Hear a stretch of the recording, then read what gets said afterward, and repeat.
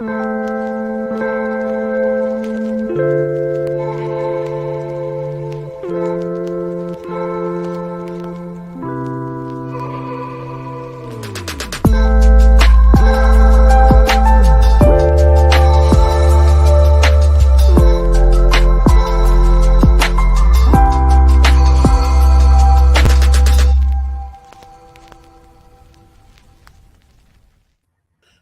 and welcome back to the podcast. So we've got two guests. So actually, this is the first time appearance for both of you. So I'll start off with Rachel. So Rachel is currently enrolled in our Analytics Career Services program, and then we've got our expert in residence here, so to speak, Lauren Burke. So you're currently a data scientist at CoverMyMeds. Yes. Awesome. Yes. So let's just kind of start off the top of the episode with. You want to just walk us through kind of your career path? Sure, absolutely. Yeah, so I am a data scientist. I realized at a very young age that I loved math. I loved eventually computer science, but really at the heart of it, I liked solving problems. And eventually I learned that I could use data to solve problems.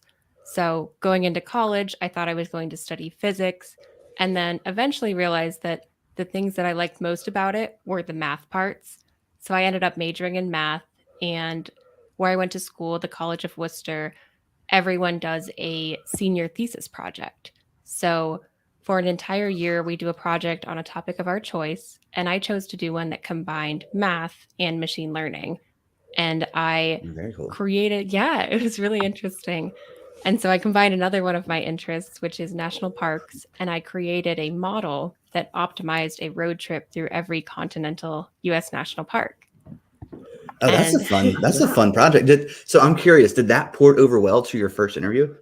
It did. It really Right? did. And since I technically didn't study machine learning other than one course, I was able to say that I also had real world essentially experience working with these algorithms. I used genetic algorithms and simulated annealing, which are things that are used in businesses on actual data science teams. So that really was something that I used as proof of the skills that I had that transitioned over into a data scientist role. And so exactly like you said, when I was looking for my first role out of college, I came across a junior data scientist role, and I was able to speak to that and some other things in my interview, and was able to join that team and then use some of the techniques that I used in that project in my work in the retail space, which was really cool. Right. Because I mean, you're signaling that you're genuinely curious about this. I mean, that's so impressive that you just went out and taught yourself. But I mean, we live in this kind of like permissionless educational like ecosystem now, to where like I'm curious, how did you go and find that? Was it like YouTube, or did you sign up for a Udemy course? So I found it through the project. It was through our college. So we had to come up with a topic, and I was kind of struggling to find a topic. And I knew I wanted to do something with being in math. I knew there were math disciplines that focused on more the numerical, predictive, analytical fields. And I knew I wanted something in that. And then I had taken a machine intelligence, which is essentially machine learning course. And I really loved that. I loved the predictive aspect of that, the ability to take information that you have in the current time or in the previous time and figure out what you can do with that to learn new things and understand what could happen in the future. And so I was thinking through everything and just looking at these different basically disciplines and areas of machine learning, of artificial intelligence, until I found some of these that I felt could apply to something that I was capable of doing with my skills that I'd learned through my courses and matched up with my interests, which is how I came across a basically road trip optimization. I didn't find it as a road trip optimization. I found it as, I think, just a route optimization. And I ended up thinking what I could optimize. And I came up with national parks because there's so many of them. They just added new ones last year, but there's about 60 of them all over. And the route through them isn't inherently like visible. They're kind of a mess out there. So it was something that I knew I could do something really interesting with. And it ended up creating a really cool project out of it. That's awesome. Okay, so killed your thesis project. Well, what I was asking specifically about was, so were they teaching? I don't even know. So I'm more on the analytics side and more on the I'm more of like a business consultant with analytics sprinkled in versus you're like way over on the other spectrum where it's like math. I'm glad there are people like you that I can pull in on projects because like I don't geek out on the math nearly as much. But you said something about like the algorithm that you did they teach that in class? Oh, no, they did not teach that in class. I used something called genetic algorithms, which is basically based in biology. And so Mm-hmm. you see it a lot with um, more physical systems and looking at, like, if you've ever heard of ant swarm simulations where you look at the patterns that ants swarm in naturally in nature and you can apply that to other systems and business. It's in that field That's where it's more in fascinating. I the have not. biology. Yeah, I Yeah, haven't. I have no I idea actually about any hadn't of that. either. I had not either heard of that as a way to optimize simulations, but I found it just on a list. I was just looking for lists of algorithms that could potentially be used because, right, that's what we do when we find a new data project. We look at what potentially could be used to better understand it, and we just test everything out. And that was one of the things I tested out, and it was such a interesting approach that I ended up just using that as one of the main approaches I took to that problem. That's super impressive. So okay, so that led to then so you graduated college, killed your thesis, then you got your first job. Yes, yeah. My first job was a more junior data scientist role in the retail space. So, working with first in the supply chain, mainly looking at forecasting product moving through the supply chain, which is very interesting and complicated because there's so many different pieces of it. A lot of times the data isn't perfect. It's a little bit all over the place. It's missing. Some of the data is literally looking at ships on a map and making sure that they're still making that trajectory. And then once they hit your distribution centers, move out to your warehouses, move out to the individual stores that they're will finally be purchased by customers at. So it's a long, complicated process. And that was basically the first thing that I looked at my first role as a data scientist, which was really interesting. So this is actually I've got a side tangent that's completely relevant though. So the last apprenticeship project we did was with a packaging company. So they essentially when Energizer, for example, has like peak season for batteries, like during Christmas time, it's like they don't want to expand their factory because it's like they only have, they redline for certain months. So they outsource it to this company. And the students got to work with the CEO and the CFO in our last project.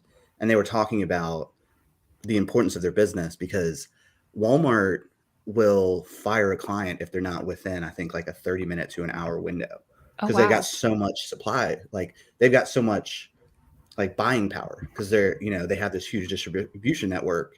And it's like, I don't know, it's like the Olympics trying to get your product stocked on the shelves. And if the supply chain breaks down, I mean, they're like, okay, there's 50 other people that we can have that actually work. So the supply chain is super, super important and it's really complex. It really is. And honestly, I know there's now even, I'm seeing programs out there, master's programs for supply chain analytics. And previously, you saw a lot of supply chain planning, supply chain management in general. But now people are really targeting the data side of it, which is so Oh, yeah. helpful because so many products are moving. Like, think of Amazon, how many products are just moving through the oceans across Right. like country every single day. There's so many pieces of data associated with that, and we need more people looking at that because, right, that's the future of how products are being products are coming to people, right? Right. Okay. So you got your start in retail. Then how long did you work there? And then, so you started as a junior data scientist. I've been told it's really hard to get a data science role directly out. So I don't know if that's changed. Because usually people work, my understanding of the analytics job market, which is essentially what this whole podcast revolves around, is you typically, the track now is to work as a data analyst for a number of years and then get a data science role. To where I haven't placed anybody as a junior data scientist yet. Yeah, I completely agree with that statement. I think it is absolutely true. A lot of times when you see data scientist roles being posted, and we can get into what data scientist even means because it's so different across industry, across even teams. So many people can be doing completely different things. There's no overlap and both be called a data scientist. But yeah, I do see a lot where even for an entry level data scientist role, there's still a requirement for having some expertise. So you see people coming in from academia, people with PhDs or masters where they worked with data and they have that rigorous statistical background coming in to entry level data scientist roles, or the path you mentioned where you're coming in from a uh, analytics role. I think you do see a lot fewer junior roles in general, just in tech in general. But I do know that they're out there. I Hmm. think one of the ways that, like the way I got in was having a project that spoke to my data science, machine learning experience that I could showcase as a transitional, basically transition into that role, right? Where I, Hmm. I was showing that I had proof of these skills that we needed. I knew how to work with data. I knew how to apply methods that would help us gain better insight into that data. And I could do it. And I had it nicely packaged up, right, in a full written report to showcase all of the work that went into that. So that definitely helped me. But I also think there are other ways that you can showcase that work. And even if you don't have real world, in a sense, on the job skills, you can definitely get into a data scientist role. That's actually a question that we've got from one of our listeners. So the question is, can anyone with a non-tech background work as a data scientist? I think you've kind of hit on this, but what I'm sensing in this question is um, some insecurity around, like, I didn't study computer science or I didn't study machine learning. And I mean, you've already kind of told the story about how you basically went and like created your own learning like module. Yeah, I think it's kind of a loaded question, I think, because it depends on you and it depends on your experience.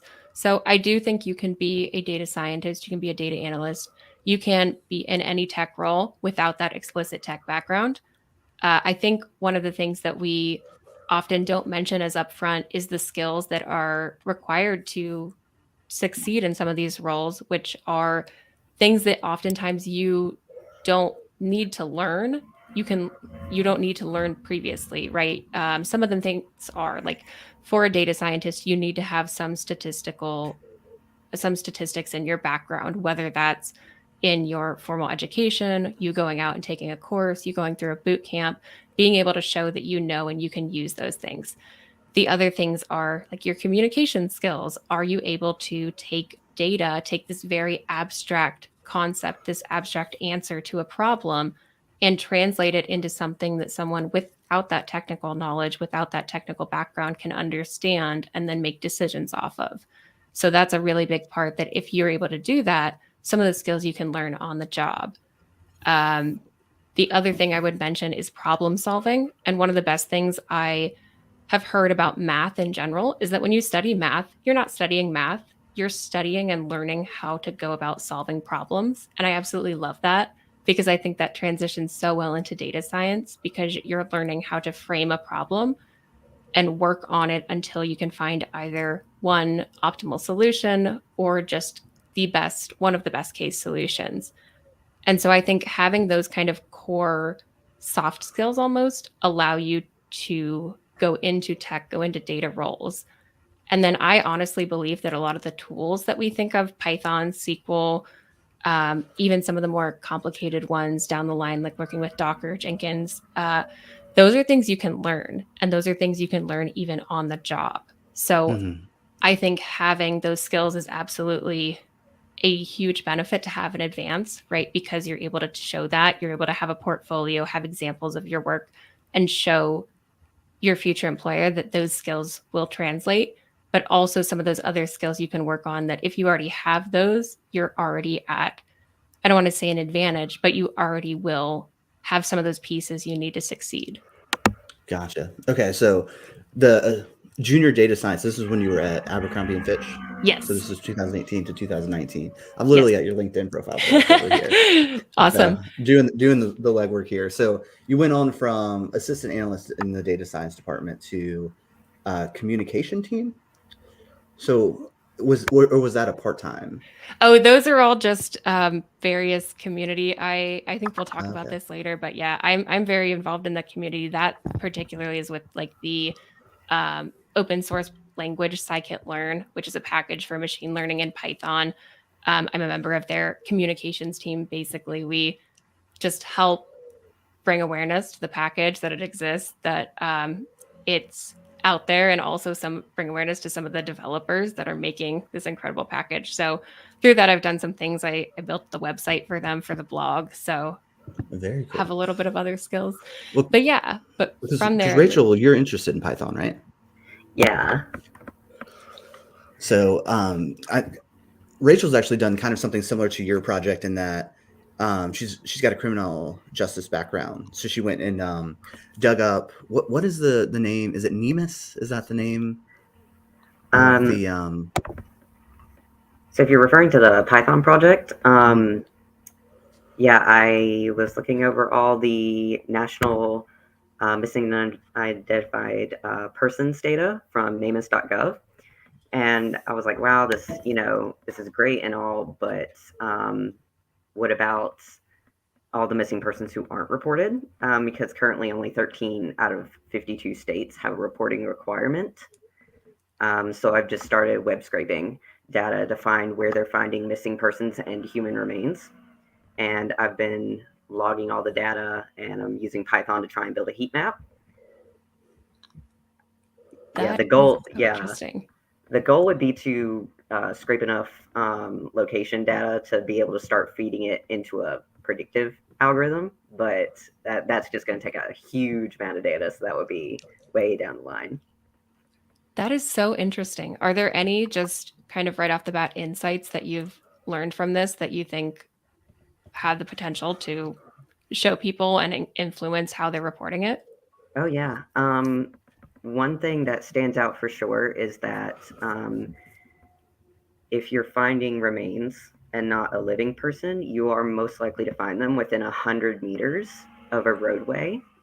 And if you're in a more rural area, then places like logging roads and just sort of off the beaten path areas, you're not going to find them in the middle of the woods. You'll find them off a trail or off a road. Like there will be a human walked path, and it's usually within 100 meters. That's so interesting. So that just right off the bat, you've shown that the search area potentially isn't as broad as people are thinking of, and you're honestly, even in that sense, optimizing hopefully how people will be able to be found for that. Oh yeah. That's so cool. Yeah, well, I thought you guys could geek out a little bit on Python because Python is way beyond I'm like not code illiterate, but like all I know is like how to take someone else's SQL code and repurpose it. But that's good enough for my purposes because I'm more interfacing with stakeholders and doing that kind of stuff. Oh yeah. I think my favorite thing about Python is also my least favorite thing about Python, because it's so flexible. You can do so much with it, but also that leaves you more room for errors, and whether that's just typing, spelling, or syntax problems. That's my biggest thing is syntax errors, and that makes bug hunting super fun.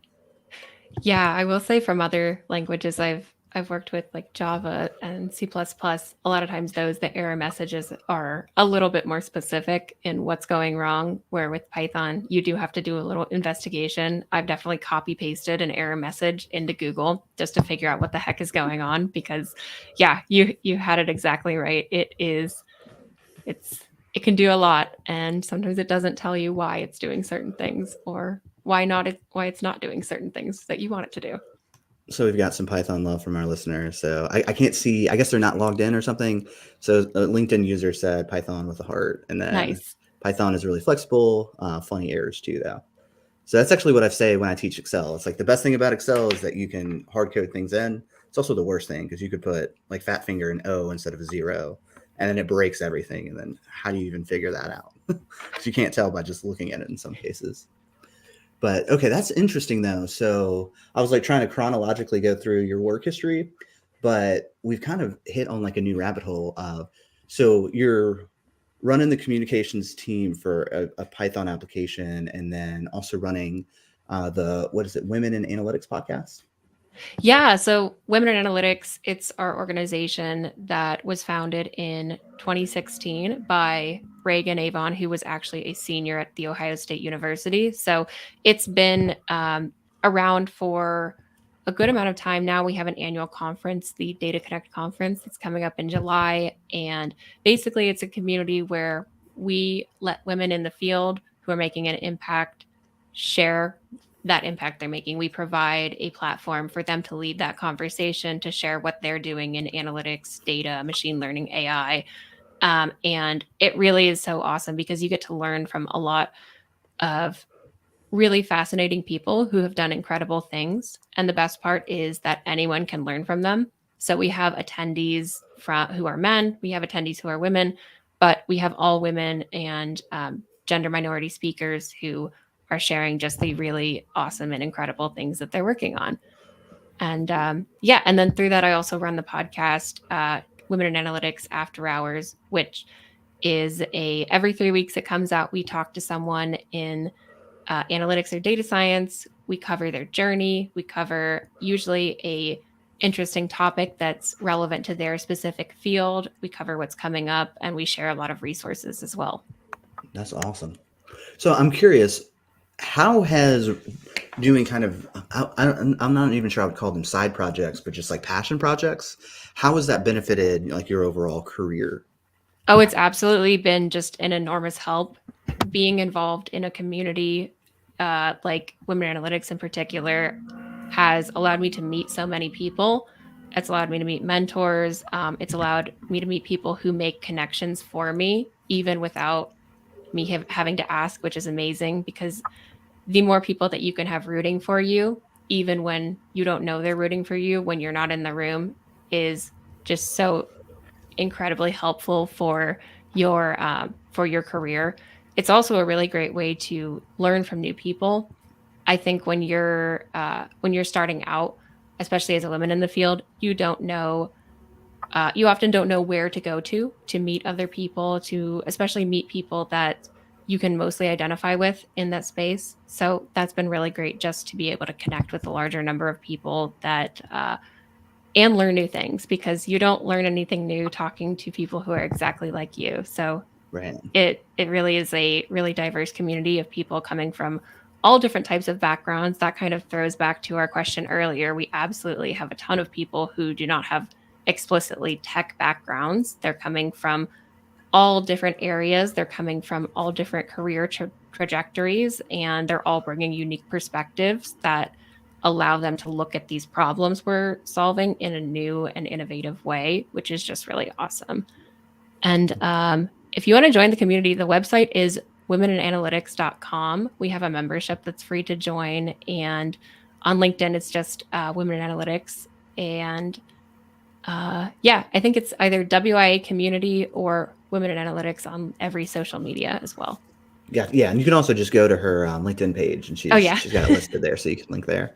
So yeah, you proactively getting ahead of these. That was a LinkedIn user submitted question. Also, too, so we missed this one. So Dan Sanchez actually won one of our data visualization challenges like way back a year and a half ago or something like that. So he was saying that ChatGPT has made Python a lot accessible for him. Have you ever explored kind of the junction of those two? Yeah, that is actually interesting. So I think ChatGPT is amazing. And I will explicitly say that it's amazing as a productivity tool. It should not replace the work you're doing. It should not replace you. And it does not always get things right. It has bias within it. So I have heard that sometimes when you ask it to code certain things, it does sometimes get things wrong, especially if it's a function that is similar to another function, or if it has a lot of options for customizing the parameters. So I haven't used it specifically for Python or any sort of coding, but I know that people have. I've been using it a lot for templates. So creating email templates, communication templates, because it's just allowing me to write things in new ways. I tend to say the same thing over and over again. I like to say I speak better with numbers than with words. And that often translates into me saying things in kind of a similar way most of the time. So it's been helping with the podcast. I actually asked it, how can I introduce a guest? Can you give me 5 different ways to introduce a guest? And it gave me a couple of different options, which was really Oh, that's cool. so interesting. Yeah. So we brought on somebody to coach our students on social media, and there was actually a lecture where he showed them how to use ChatGPT to make a social media post, Yeah. which is something I do want to talk about because I know that's like a talking point of like how to post. But let's get back to, okay, so you started off as a junior analyst, have all these other passion projects, and then from that junior analyst, then did you go to the data science role at CoverMyMeds? Yes. So yeah, I was Gotcha. in the role, my junior data scientist role, for about 2 years. Started in supply chain, eventually moved over into like business, enterprise, touched a little bit of like inventory and planning, and then I moved over in beginning of 2020, not knowing what the world was going to look like. In just 2 short months, I moved over into my first data scientist role, and that was also in forecasting. So I was forecasting, basically business volume projections. I was there for about a year and a half. And then after that, I switched over into a more product specifically facing role where I'm working with basically trying to figure out how to better understand our users, inform decisions, add new things to our products, and workflows that are both internal and external, like some automation things. And uh, yeah, that's where I am right now. Very cool. All right, so that's really cool that you start off as a junior data science role, then built off that background to get a more senior data science role. Rachel, do you have any questions? Yeah, for sure. So when it comes to sort of the transition when you started working for CoverMyMeds, what were some of the big differences you saw working for that? Because I know, just regular retail products, very different from like pharmaceuticals and healthcare products, especially when it comes to regulations and things like that. Yeah, one of the biggest things that is immediately different is just the data and how you can work with it and how you're allowed to work with it. Because when you're in healthcare, right, PHI, personal health information is very, very much locked down. You have to make sure that you're following regulations like HIPAA. And so, a lot of times, when you're looking for access to a data set to start a project, you have to go through an approval process. You get specialty access for certain things. You don't often have a lot of access to data that you don't absolutely need. And that goes for almost everyone in the company. So, things can take a little bit longer just to make sure that the data is kept secure. The data is more sensitive. So, the way you're going about it, the way you're working with it, the kind of um, applications you're using to work with it are often a little bit more different as well. So that was just right off the bat a little bit different because of the security associated with it. The complexity of healthcare data is also a lot different than the complexity of retail data. If you've ever worked in healthcare, you know that you often have a lot of data sets that come from different places. You're having external data sets that come in every week and are loaded up. You're having data sets that are coming internally from your products. You're having data sets that are coming from your providers as they're sending you things. There's just a lot of different data sets coming from different places. And a lot of times you have to take some time to kind of learn what is in there, what's not in there, and how you can connect it all. So I think the time to get up to speed when you're working in healthcare is a little bit more um, intense just because of what you're going to be dealing with.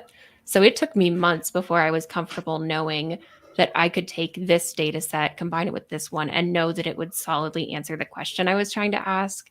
And so you have to rely a lot more on your like subject matter experts and the people you know that have that background with that particular data, that domain expertise, and make sure that what you're doing is aligned with what makes the most sense.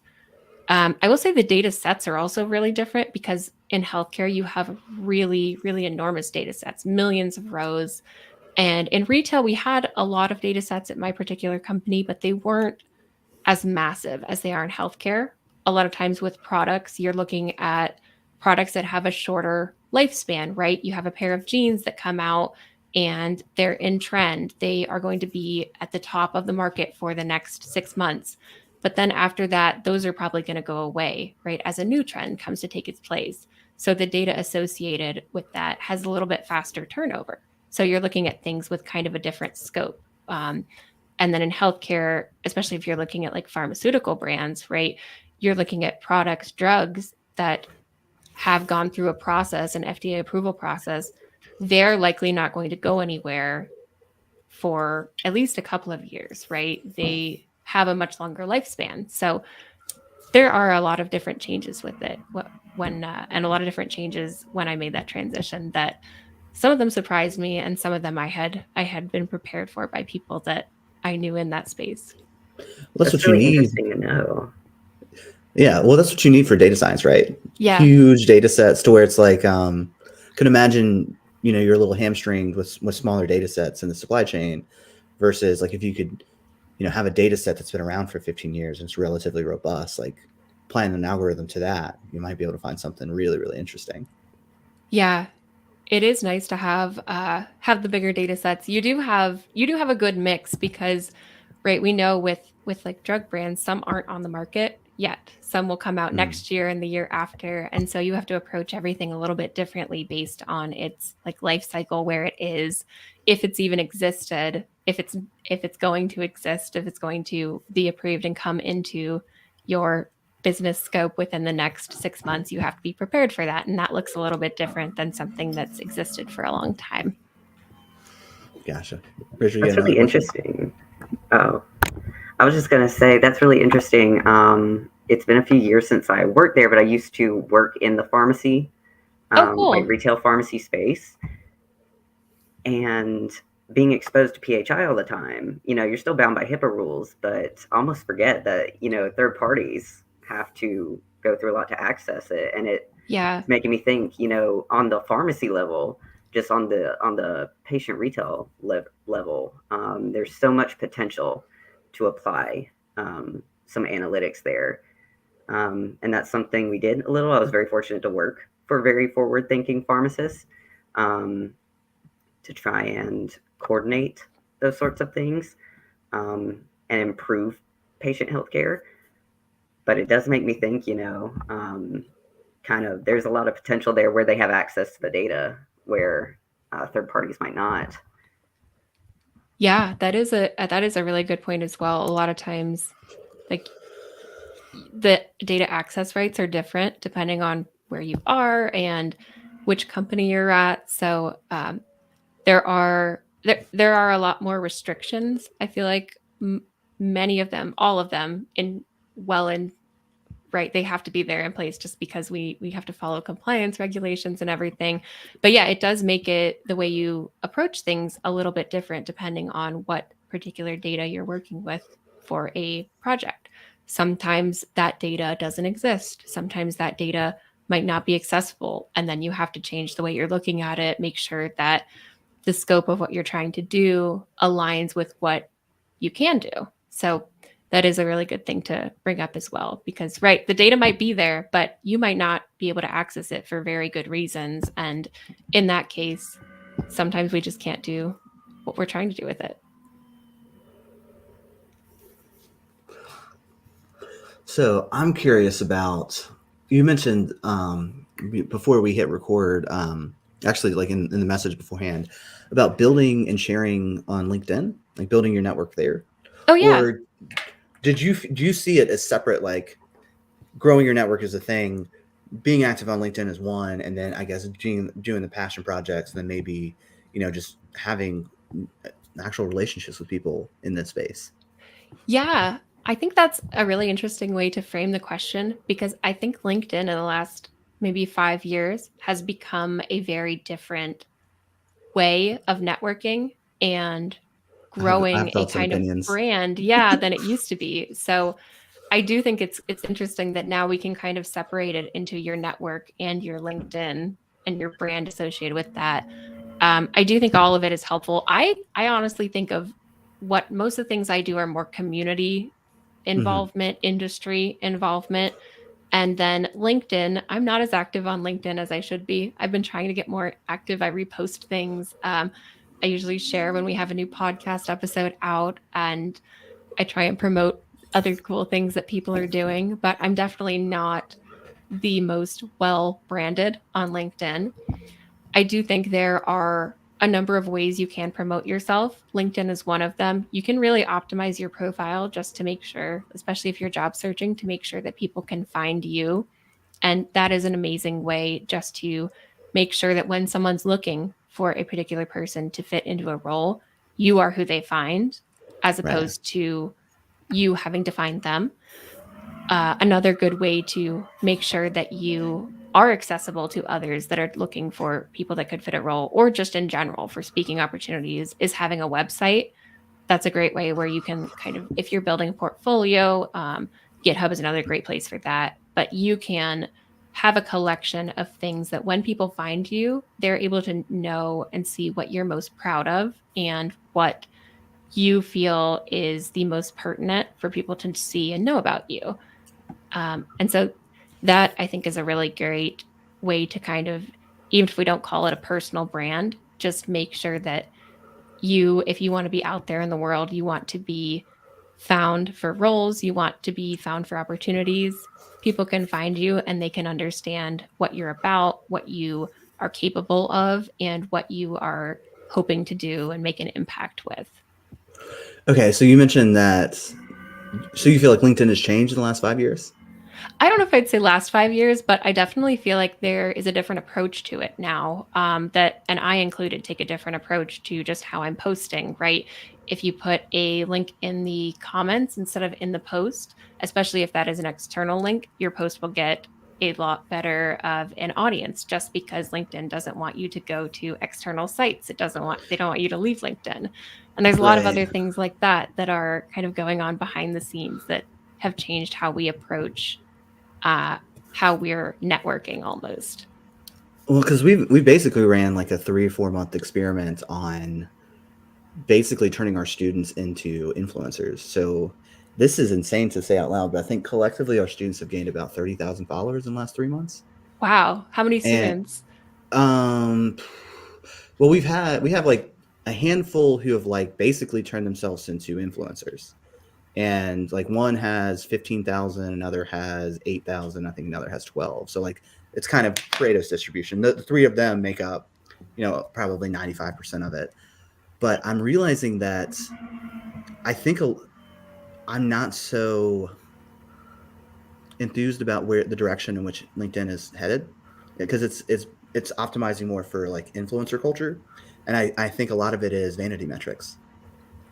Yeah, I think it's hard to kind of I think it's hard to promote certain things on LinkedIn because you know that not all the content you're putting out there is going to be promoted as you want it to. So there are certain things I see a lot, like if someone has a new role or if someone is um, promoting something with a lot of images or video content, that's going to shoot to the top much more than someone posting something with an external link will. And I agree. I think there definitely is a different approach you need to take, which is really interesting that you're setting your students up with that, because building their network on LinkedIn is Well, always a good essentially, way. what I'm afraid of is I think I've over optimized on that metric, to where I was talking to the manager for like a venture backed startup, who hires analysts, and he actually said, like, if you don't have your first job yet and you have 10,000 followers, it's a little bit of a red flag, because it's like you're spending all your time on LinkedIn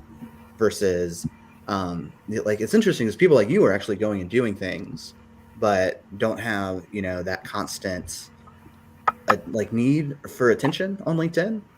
And it's, I don't know, it's almost like a part-time job for a lot of these people that are just always on LinkedIn, where it's like, when are you Yeah. doing work? Yeah, and I think it's a good thing to mention that your LinkedIn, like, it's good to have a lot of connections, but I would emphasize that it's more important to have quality connections. So Right. when you're connecting with people, send them a message. If you see someone has posted something, even if it didn't get a lot of likes or attention, but you thought it was really insightful, send them a connection request and mention that specifically, because that will build the relationships that will help you. Because if you Right. have I don't know, 20,000 followers, but you've never met or talked to any of them, when you need something, when they need something, you're not going to have that existing relationship that allows you to really right, that allows your network to work as it should, because it's right, like you said, some of it is just having a lot of people Right. connected to you It's for that. optimizing on, Yeah. yeah, like followers or connections are really a vanity metric. Yeah. Versus like if you optimize just for that, it's like it looks good, and maybe you could potentially get, I don't know, Lenovo to pay you $200 for a sponsored post, but I don't think it drives a needle forward necessarily in getting you a job. Because that was Yeah. kind of our assumption, is that it would, I don't know, it would get, because what's interesting is that Dan Sanchez actually won our data visualization challenge, and then he was preparing for an interview with someone who I've actually hired to come and coach. So Katie Underwood is an analytics manager in the Raleigh-Durham area, Oh, great. and one thing she said was the podcast episode where he presented his findings was huge. And then I looked at his LinkedIn, and he was doing all this impressive stuff. So I think that there is value in it, but like optimizing on just getting viral is not necessarily as valuable as like for example, you mentioned something about sharing the work you've done. Like how do you go and conceptualize like how to go about that? Yeah, I think this is really, and I will say that I don't think having a massive LinkedIn following is a bad thing. I don't think that if Mm-hmm. you are a LinkedIn influencer, it's a bad sign. I do think it's just one piece of the puzzle, Right. and you need to focus on those other pieces as well, especially if you're early in your career, just because you're building a full circle network that will kind of align to a lot of different aspects of your career advancement. And right, that's just one part of it. So I think sharing your work, like having a portfolio, especially like we mentioned earlier, if you're trying to transition into your first data science, data analytics role, is absolutely so helpful. And that can be on GitHub, that can be you building a website. I don't think a lot of people know this, but you can build a free website on GitHub for yourself using GitHub Pages. I Oh, used cool. GitHub Pages and Jenkins. Yeah, and it's absolutely free. You have a free URL. It's your GitHub username .github.io, and everyone has one as long as you have a GitHub account. So that's Oh, that's somewhere, awesome. yeah. And you can take those GitHub projects, add them as little elements on a website, and someone can click in and see all of the interesting work you're doing. So I think that's sharing the work you've done. I think it's important to also share work that is relevant to you specifically. If Mm-hmm. you're going out and doing a lot of tutorials just to get up to speed, that's amazing as well, because you have those skills under your belt. But I would almost focus on projects that you yourself think of. Like you look at Spotify and you say, I wonder how many songs that I'm listening to are, I don't know, do some sentiment analysis and figure out the general kind of mood that's applying to that. Figure out something that you can kind of put your own spin on. And then when you share that, you have something really unique that you can talk to when you're in a job interview. Right. What? Because it seems like there are like psychological traps that people fall into.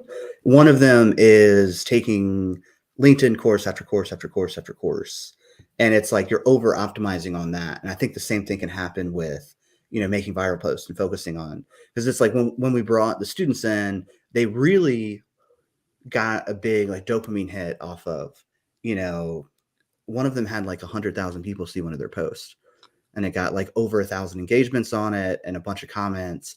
But it was like the content of it was a little bit empty. It was, here are three free resources that you can leverage to break into the space. And it's like that's like influencer versus like what you're talking about of I did this project, no one else has done this.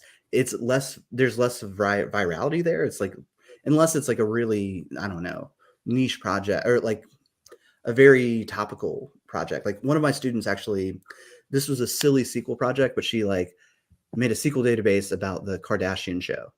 And that's like, yeah, I mean, it's like she's like, this is trash TV, but I like it. And it's like, I'm marrying that with, my SQL, and that was really good content. But just posting the free resources and building up followers, I don't think I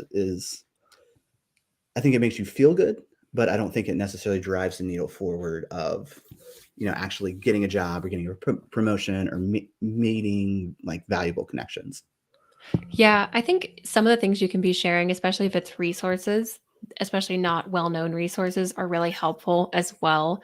I do think the way you're building your network also comes into play with that, because then when you're sharing things that don't have that viral element to them, people will still be interacting with Right. them, because the people you've curated, the network you've built, is made up of people that also care about that content. They're also interested in that. So if you share like these 10 new data science related packages for Python that you found, and you have connected with people that are also really passionate about Python, really active in the community, that's something that will get interaction and will start a conversation where you're able to you're able to learn new things from people you're building, and you're adding value to a discussion without only striving for that one element of being viral, right? Having that post go viral. Rachel, you got any other questions? Sorry, I muted you. Is there construction going on in the background at your place? I have no idea. It sounds like an There engine's could be. revving or something. I'm like right next to a highway, so Oh, gotcha. I wouldn't be shocked. Yeah, I would say clearly that thesis project you had just really kind of, I think that was definitely a deciding factor in getting your first job. But in terms of other positions and just making kind of advancements in your career, would you say that it's been more things like projects and things you've worked on, or the connections you've made across that network that have kind of helped you, or is it just a combination of both? Yeah, I think it has to be a combination of both. I think working on things that you're interested in and working on a variety of things help you kind of define what you are and are not interested in working on. So through that, as you go through your career, as you continue to grow, you should also be kind of figuring out what you are most interested in and what you are not as interested in pursuing. So that helped me on that side, just figuring out where, when I move to my next role, where I would like to be able to be focusing on within that role. And then the connection aspect is something that is also just a hugely impactful and essential part of it, because when you're looking to move to a new role, if you have people that you're connected with that know your work, that know your interests, and that know you are someone who would make a good addition to their team, when they have a role opening, you're going to be someone they think of, and you want to be the person they think of.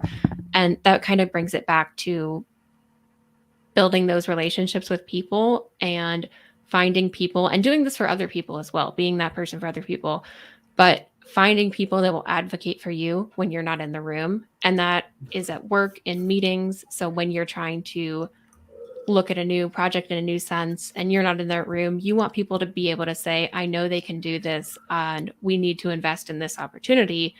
And then similarly with new roles, when someone says, we have an opening for a data scientist on our team, and someone knows you, they can say, I know someone who would make an amazing addition.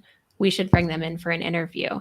So all of those kind of aspects are important. And as you grow, you kind of refine all of those things. You figure out who are your biggest supporters, you figure out what you're most interested in, and eventually the end goal is to align those things, work with people that you enjoy working with, you learn from, and that are also working on things that interest you. Well, one thing so I've got your LinkedIn profile pulled out. So I saw that you interned at Hewlett Packard. Yeah, that was my first ever internship. It was down in Houston. So I feel like that probably helped a lot in the interview process, like having that cool like work study project or the independent study plus, you worked for 4 months with a name brand company, literally had analyst in your title. Yeah, that's where I first learned SQL. I did not learn SQL in college. I learned that on the job at an internship. And as you know, for any analyst, any data scientist, you use that every single day, or at least almost every single day. So yeah, I mean, I think internships are so helpful, even if you aren't doing a ton of interesting things, right? As an intern, you're not going to get the coolest project. You're not going to be given the most responsibility, but you're going to meet people that will like introduce you to that space, introduce you to that industry, tell you how you should be approaching things, and teach you at least the beginning of how you can work with tools and how you can use them in the future.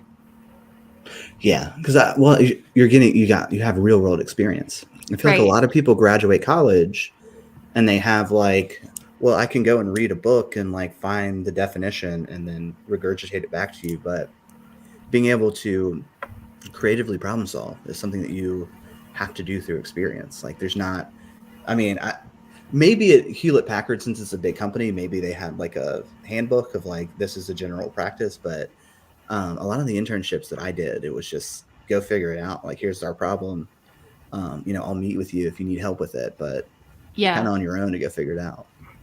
Yeah, that's been my experience as well. And I think another really good thing about internships is that even if you have a lot of projects in college where you're doing presentations, even group presentations, you don't know what it's like to present to stakeholders, especially Right. those that are leaders, especially those that are many levels above you. And a lot of times, another interesting thing is that group projects in college, if you're in a tech class, right, you're presenting to people that have the exact same understanding and audience level that you do. And in the business, in industry, you're not going to have that almost ever unless it's an internal team meeting. So having internships where you're able to present and you're creating presentations to speak to a wide variety of technical understanding is something that is super helpful and Yeah. to Well, learn early on. I imagine we have this reciprocal problem in that day in and day out, you're probably in the weeds with a lot of things to where digesting it to the 5,000 foot view is probably a big skill set that you had to develop, because you're going to lose the executive vice president if you go right down to this very specific thing Right. and start there. They're like, no, no, no, no. Tell me the high level metrics. Like, are we on point? Are we above? Are we below? Then maybe if something surprising happens, then you can jump down to that specific. But yeah, if you just like regurgitate all of the, well, in this algorithm we did this mathematical thing, they're gonna be like, I don't care. Yeah. They're gonna gloss over, and you're gonna lose them. Yeah, and I'll drop something that I learned over time, and now I do every time I have a presentation, right? You have your intro slide. My second slide is the problem statement. It's what we're trying to solve. My third slide is impact. It usually says Right. impact and it has all of the metrics bolded in a different color. So even if you lose anyone after that, you can go into the methodology, you can go into the specifics, but you've hopefully captured that attention right off the bat by having those actual measurements, actual metrics showing the impact you've had. So I would suggest that as a tip because it's always worked well for me. Right. Because I mean, in my consulting work, I don't. I just think I'm probably dealing with much simpler data. Well, obviously. So a lot of the consulting work I'm doing, literally, I'm the first person with an analytics mindset to come into these companies. You'd be shocked that some of them are $100 million in revenue, and they don't have a single person with analyst in their title.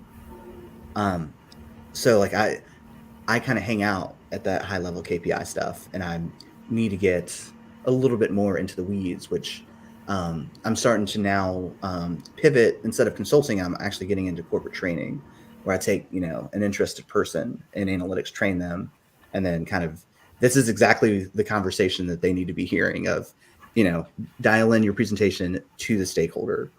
Don't go into the methodologies immediately, because yeah, I think with data scientists, I think there's an urge to show your work and show like how complex it is.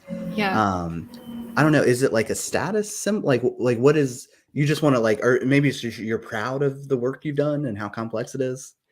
I think we do cool things. Like I like knowing that I do cool things as a data scientist, and I know that like at least to me they're cool. To everyone else they might not be cool. But I think an important aspect of that is is connecting and knowing your stakeholders and building relationships with them well enough that you know what level they're at and you know their interests and what they really want to get out of a project, whether that's figuring out how you're forming a question, what they're actually trying to ask, what they're actually interested in, to when you're presenting that final project, that final state to them, saying, I know this is what you want to know. So I'm giving you that information. And then here's a little bit more of the details. So if you want to know how it works, why we did this, we can get into that.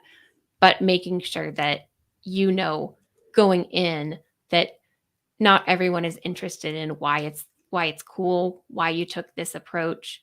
They're interested in certain things. So you can cover all of it, but make sure that you know, because this presentation likely is for the people, it's not for you. It's for them to understand what you know and why you did certain things. Okay, this is a very nuanced point. But so I went through the Chamber of Commerce, their incubator program, and I got my mentor was the former senior vice president of VF Corporation. So he was managing like, I don't know, $6 billion in assets. And he was telling me about his day, and he only has like 10 to 15 minutes. And I think it's really hard for people, entry level to even mid level to understand and conceptualize how busy these executives are, because they might only have 10 minutes to talk to you. And if you talk for 10 minutes about all of the specifics, they're actually probably going to get frustrated with you because they want to know, are we on track or are we not? And if there's a problem, what's the problem? So it's like almost like a respect thing. Like you've got to respect their time because it is so scarce. Because what was interesting is he was like 5 minutes late and then would sometimes leave 10 minutes early to me because he was just like running around. There was so much going on all the time. Yeah, it is interesting to think about it. And it's something you don't really, I think, outright think about when you're first starting, is that this is something that's really important to you. You've been working on it. You've been in the weeds. You know all the little details. And of course you want to share them. But for the people you're presenting to, this might be one of the important things they're hearing about that day.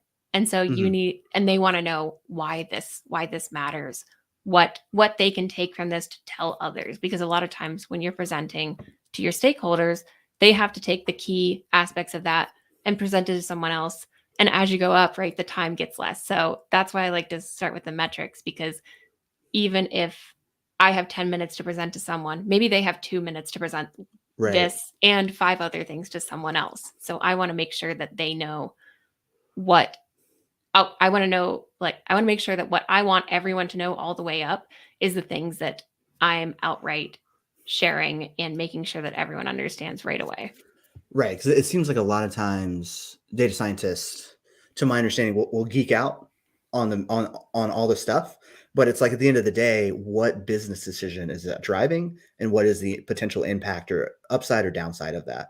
And then you've kind of got to, like, especially if you're like a senior vice president of a large company, you want to know, well, you want to know what's the decision. And then also you got to trust those people. So that's where it's like, you got to make sure the data's right. You got to make sure like everything's in line, because making the wrong decision on that scale can be catastrophic. Yeah.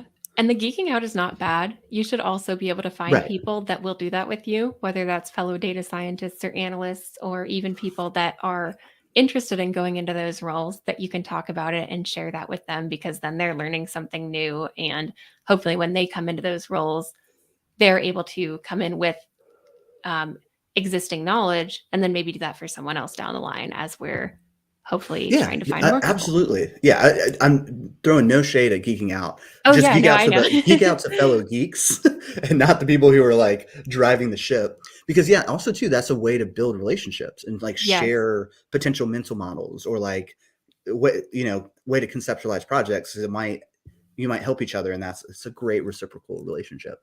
Absolutely. Yeah. I sometimes just like talking with people about like things we can do and things that like every once in a while I'll set up meetings with people in our company and just ask them like, what predictive things, if we could do this kind of thing, if we could do this kind of project, what would you want it to be done on? What data, like things like that, because that's also people that are interested in maybe hearing a little bit more of the details, and you get to know how you might be able to help them too. Right. Yeah, which gets back to the quality of the relationships you have. Yes. So you might be able to leverage LinkedIn to meet with a fellow nerd that you can really connect with, and like maybe even help each other solve each other's problems. Yeah, absolutely. Slack groups, meetup.com. Those are amazing ways to meet people that will also be interested in the things you're interested in and want to talk about them with you. I mean, that's essentially the whole premise of this podcast. We just geeked out for an hour about analytics and data science and, Yeah. Growing your career. But we are coming to the hour mark. So let's wind this podcast down. Lauren, this has been fantastic. It's been great getting to meet a fellow podcasters. This is great.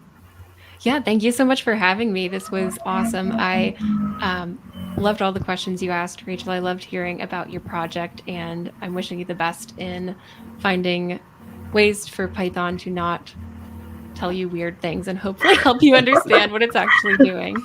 Yeah, Thank you. So Awesome. Thanks everybody who tuned in on the chat. And Rachel, you've been a champ. I appreciate you coming on and asking some questions. See you guys. Thanks for having me.